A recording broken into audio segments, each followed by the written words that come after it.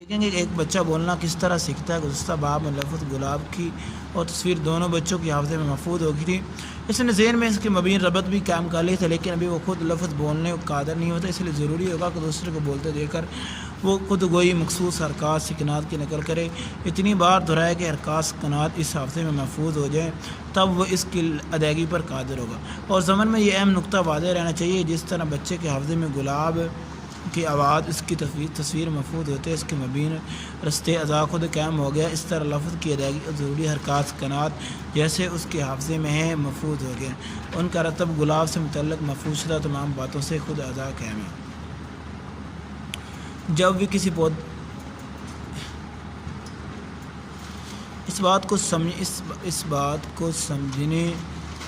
جب بھی کسی پودے یا گلاب کو دیکھتا ہے تو اس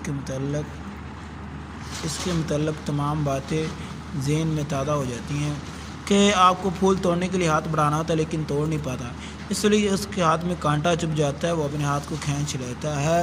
لیکن اس کے کام میں اس کے سلبی سینٹر کی مدد سے کیا ہے۔ سلبی سینٹر نے کام کس طرح کیا؟ کانٹا چبھنے کی تکلیف کا احساس ہمارے احساس سے ذہن تک پہنچایا۔ ذہن نے فوراً سلبی سینٹر کو حکم دیا کہ لڑکے کے ہاتھ کھینچ لیا، لیکن اس کے بعد تکلیف کا احساس نہیں ہوگا، یہ یادداشت میں ہمیشہ کے لیے محفوظ ہو گیا، اور ساتھ ہی گلاب سے متعلق دیگر یادداشتوں کے ساتھ اس کا ربط بھی خود قائم ہے۔ اور جب کبھی لڑکا کسی پودے یا گلاب کو دیکھے گا تو اس کا ایک طرف اس کی خوشبو و لمس کا احساس موٹر سینٹر حرکت دے کر اس گلاب کی طرف بڑھائے گا، لیکن دوسرے کانٹے کا خیال سلبی سینٹر کو حرکت دے کر ہاتھ روک دے گا، پھر موٹر اور سلبی سینٹر دونوں مشترکہ طور پر کام کرے گا، جس کے نتیجے میں لڑکا انتہائی احتیاط سے ہاتھ بڑھائے گا، وہ پھول بھی توڑے گا اور کانٹا بھی نہ چبھے۔ مناسب ہو آگے بڑھنے سے پہلے ایک نقطہ اپنے ذہن میں واضح کر لیں کہ ضروری نہیں کہ پہلے واقعہ ہمیں کوئی تکلیف پہنچے اور اس کا احساسات اور یادداشت محفوظ ہو۔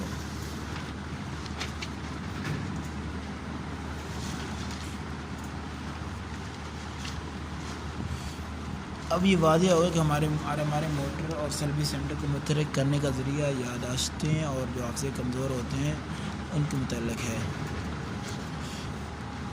یا پھر جب بھی کوئی ایسا پرابلم یا کوئی مسئلہ بنے جس کے متعلق آپ نہیں جان سکتے۔ مثال کے طور پر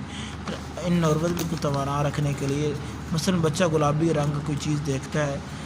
اور لیکن نروس کو تنوع رکھنے کے لیے ضروری کے استعمال ہوتے، اس کا طریقہ اور بچے کو گلاب متعلق ہر کوئی تجویز ملتی رہے۔ مثلا بچہ گلابی رنگ کی کوئی چیز دیکھتا ہے تو اس سے گلاب کا رنگ یاد آتا ہے، اور جب وہ گلاب کا رنگ اس کے حافظے کے ابھر کر شعور کی سطح پر آئے گا تو اس کی تصویر، لفظ کی آواز، اس کی مہک، اس کا لمس، کانٹے کا وجود، غرض ہر بات خود بخود حافظے سے ابھر کر شعور کی مہک، سطح کا لمس آ جائے گی۔ اس لیے سفید اثر نوع استعمال ہوں گے، اس لیے انہیں تمام باتوں کی آپس میں باندھ رکھا ہے۔